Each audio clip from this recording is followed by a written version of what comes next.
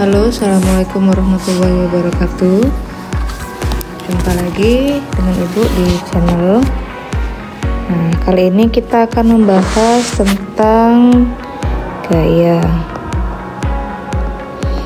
Gaya itu sendiri adalah berupa tarikan atau dorongan. Nah, sekarang bagaimana jika gaya yang bekerja pada suatu benda itu punya banyak gaya? Nah, misalkan seperti ini. Misalkan ada suatu benda, ibaratkan ini misalkan sebuah lemari ya, sebuah lemari. Misalkan lemari ini didorong oleh A dengan gaya 20 Newton. Lalu didorong lagi. Nah, bagaimana caranya biar dia lebih mudah bergerak? Maka kita harus, kalau kita dorong sendirian dengan dorong berdua, lebih enak yang mana? Lebih enak mendorong berdua kan? Nah, itu artinya kita menambah gaya yang bekerja. Nah, misalkan ditambah lagi oleh si B dengan 30 Newton. Nah, bagaimana yang terjadi? Maka yang terjadi adalah resultan gaya. Resultan gaya sigma, ini namanya sigma. Ini bacanya sigma. Sigma F sama dengan F1 tambah F2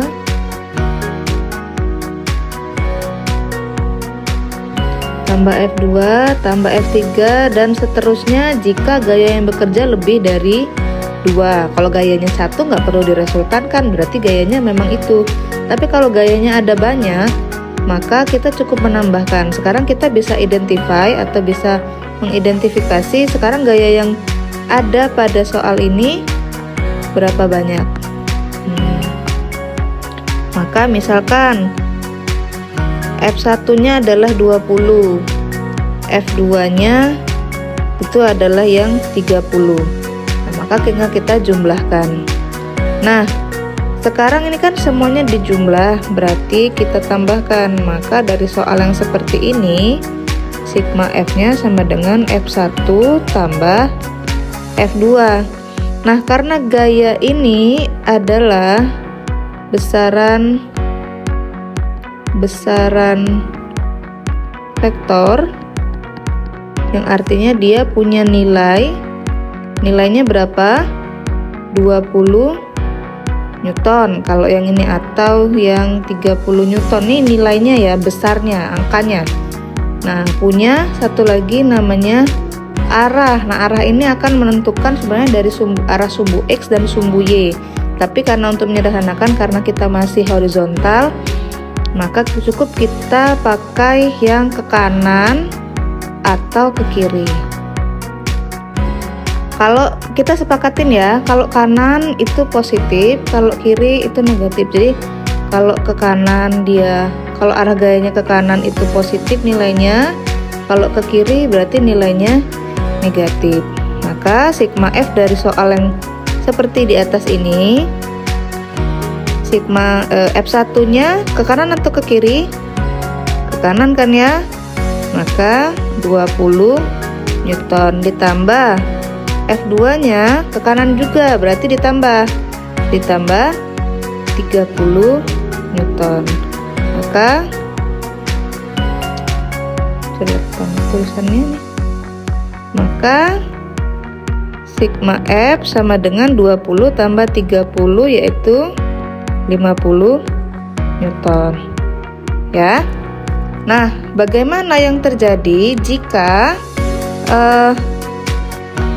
nilainya itu berlawanan, gayanya itu berlawanan? Misalkan seperti ini. Kita copy aja. Misalkan seperti ini.